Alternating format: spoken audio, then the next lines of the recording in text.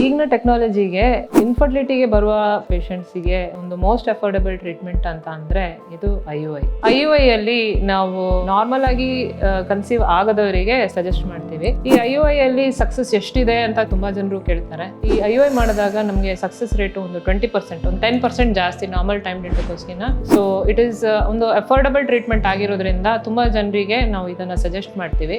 ಹೆಣ್ಮಕ್ಳಿಗೆ ತುಂಬಾ antibodies produce ಆಗ್ಬಿಟ್ಟು ಈ ಸ್ಪರ್ಮ್ಸ್ ಎಲ್ಲ ಸರ್ವಿಕ್ಸ್ ಒಳಗಡೆ ಹೋಗೋದೇ ಇಲ್ಲ. ಸೊ IUI ಅಲ್ಲಿ ಬರೀ ಮೋಟೈಲ್ ಸ್ಪರ್ಮ್ಸ್ ಅನ್ನ ಡೈರೆಕ್ಟ್ ಆಗಿ ಸರ್ವಿಕ್ಸ್ ಬೈಪಾಸ್ ಮಾಡಿಬಿಟ್ಟು ಡೈರೆಕ್ಟ್ ಆಗಿ ಯೂಟ್ರಸ್ ಒಳಗಡೆ ಹಾಕ್ತಿರೋದ್ರಿಂದ ಸ್ಪರ್ಮ್ ಹಾಗೆ ಎಗ್ ಮೀಟ್ ಆಗುವ ಚಾನ್ಸಸ್ ಜಾಸ್ತಿ ಇರುತ್ತೆ, ಕನ್ಸೀವ್ ಆಗೋ ಚಾನ್ಸಸ್ ಜಾಸ್ತಿ ಇರುತ್ತೆ. ಬಟ್ ಒಬ್ಬೊಬ್ರು ಅನ್ಕೊಳ್ತಾರೆ IUI ಮಾಡಿದ್ರೆ 100% ಪ್ರೆಗ್ನೆಂಟ್ ಆಗ್ತೀನಿ ಅಂತ ಒಂದು ಡೌಟ್ ಅಲ್ಲೇ ಬರ್ತಾರೆ. But this is 20% success rates ಇರೋದ್ರಿಂದ ನಾವು ಈ ಪ್ರೊಸೀಜರ್ ನಾವು ಮೋಸ್ಟ್ ಆಫ್ ದ ಪೇಷಂಟ್ಸ್ ಗೆ ಅಡ್ವೈಸ್ ಮಾಡ್ತೀವಿ. ಹಾಗೂ ಒಬ್ಬೊಬ್ರು ಟ್ರೈ ಮಾಡ್ಬಿಟ್ಟು IUI ಅಲ್ಲಿ ಕನ್ಸೀವ್ ಆಗ್ಬಿಡ್ತಾರೆ. ಸೊ ಅವರಿಗೆ IVF ಮಾಡುವ ಅವಶ್ಯಕತೆ ಬೀಳೋದಿಲ್ಲ. ಸೊ ನಿಮಗೂ ಹಾಗೆ ನಾರ್ಮಲ್ ಆಗಿ ಟ್ರೈ ಮಾಡಿ ಕನ್ಸೀವ್ ಆಗೋಕ್ಕೆ ತುಂಬಾ ಪ್ರಾಬ್ಲಮ್ ಇತ್ತು ಅಂತಂದ್ರೆ ನಾವು ಫಸ್ಟ್ ಕೇರ್ ಕ್ಲಿನಿಕ್ ಅಲ್ಲಿ IUI ಮಾಡಿಬಿಟ್ಟು ಕನ್ಸೀವ್ ಆಗೋಕ್ಕೆ ಹೆಲ್ಪ್ ಮಾಡಕ್ಕೆ ಟ್ರೈ ಮಾಡ್ತೀವಿ. ಈ ವಿಡಿಯೋನ ಆದಷ್ಟು ಜನರಿಗೆ ಶೇರ್ ಮಾಡ್ಕೊಳ್ಳಿ ಹಾಗೂ ನಾರ್ಮಲ್ ಆಗಿ ಕನ್ಸೀವ್ ಆಗೋ ಕಷ್ಟಪಡ್ತಿರೋರಿಗೆ ಹೆಲ್ಪ್ ಮಾಡಿ.